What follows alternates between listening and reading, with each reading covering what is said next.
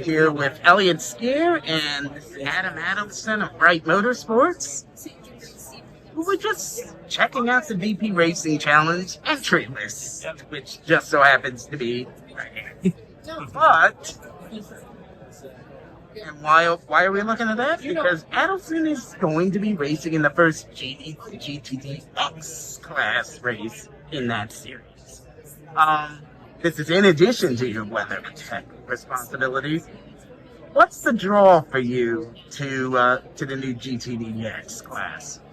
It's only single driver series I'm eligible to race in a GTD car.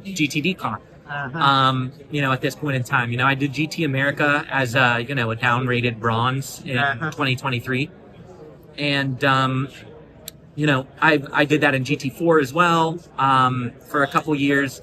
And every time I've done that, I've always shared a chassis between, the single driver series and the multi-driver series. Yes. And I've always had to be really, really careful because of that, because luckily we've always found ourselves in championship contention in the larger series. But, at this point in time, we have two chassis and we have a chassis we can run, dedicated for VP, the VP challenge. And, I want to go see what I can do out there. I want to get the extra track time and continue to develop my skills, because I'm still relatively new to the sport. And, which feels weird to say even after 5 years now. But yeah, I just want to go try and win a single driver championship, if that's going to be on the table based on the performance. But yeah, that's pretty much it. Well, there's 12 races. We'll find out in about 9 months. Yeah. But any indications it's going to be an interesting run this year.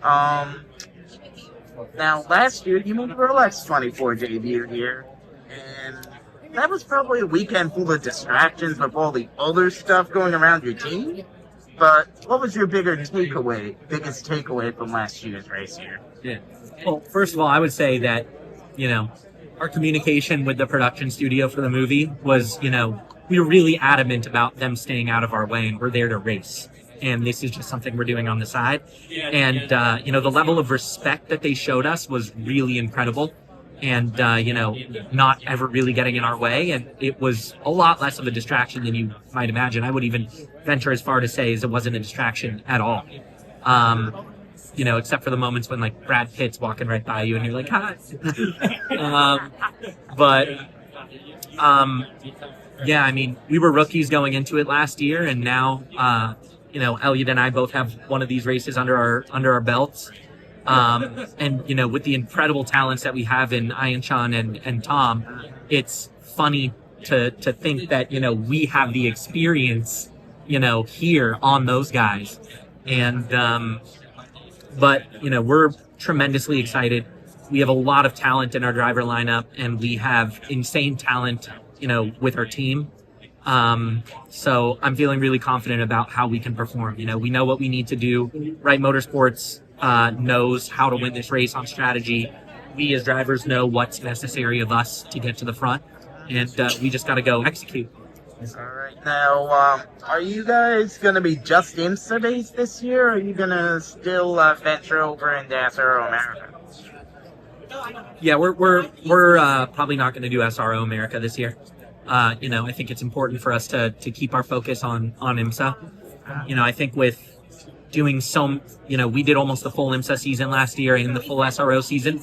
And at some point, it becomes diminishing returns, tire warmers to no tire warmers, different tire to different tire, different tracks, and, just a jam-packed schedule filled with all the races and all the testing for both series gets to the point where you may not have really enough time between races to fully digest everything that happened and learn from everything to the maximum. And, I think we're focusing on quality over quantity now, less races, but more time to prepare and more time to learn from the races at the end of it. Yeah, right. Oh, between those two, that was 20, and then you were, I think, no. that was like 17, 18 race weekends between the two series last year, and that's a lot. Yeah, and that doesn't even account for the testing. So we're looking in the mid to high 20s in terms of total weekends of travel. So, and the both of you have other things that you do in addition to this racing, driver coaching, other jobs. That's a lot. Ultimately, it's more than half the year. It's more than half the weekends of the year at minimum. You're at a racetrack. Yes, you got a family and you're out of town 27 weekends a year. It's a bit of a thing. Yeah. But boy. I mean, you mentioned earlier about you doing GTDX.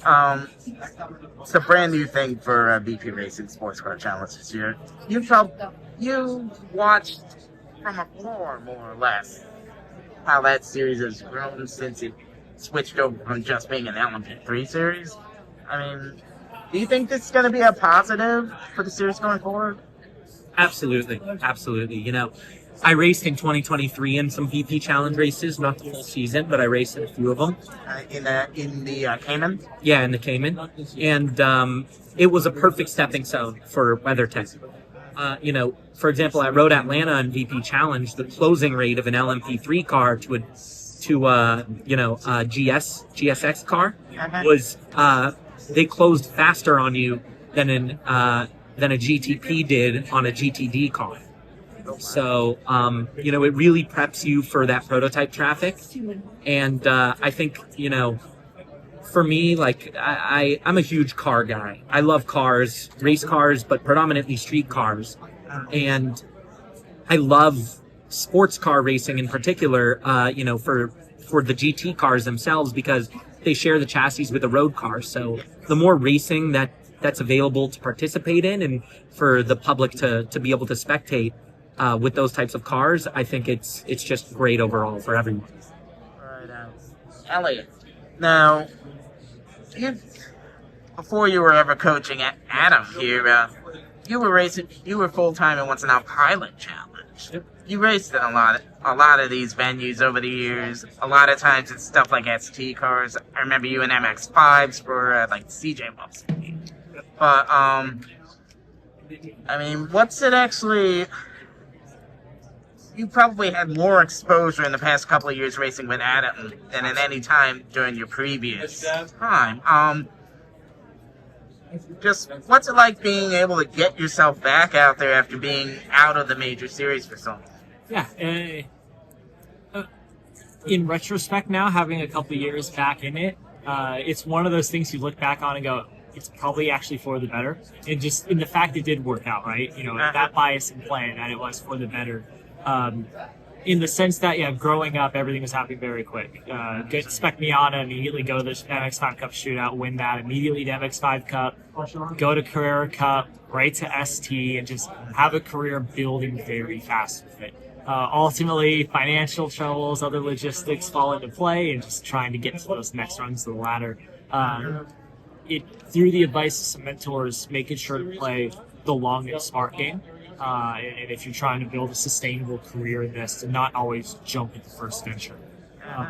So when you're out of the car for a couple of years and in a full season aspect, I'll still racing good cars on club weekends, filling in where I can in some of the lower level IMSA races. But when you land with some stability in motorsport after all of that, you really come to appreciate it. You understand how rare it is to be in a multi-year position with a team that communicates well, a co-driver you get along with and that you can be successful with. So it definitely, going into it, felt like, okay, every day after this is a cherry on top. And then when those days that are cherries on top become the highlights of your career, you really learn to appreciate and enjoy every day at the track, I think, more than you would if you just had a continuous career all the way through it. Alex Skins for Frontstretch.com. Come back for more great racing content, and if you like us, don't forget to hit that subscribe button.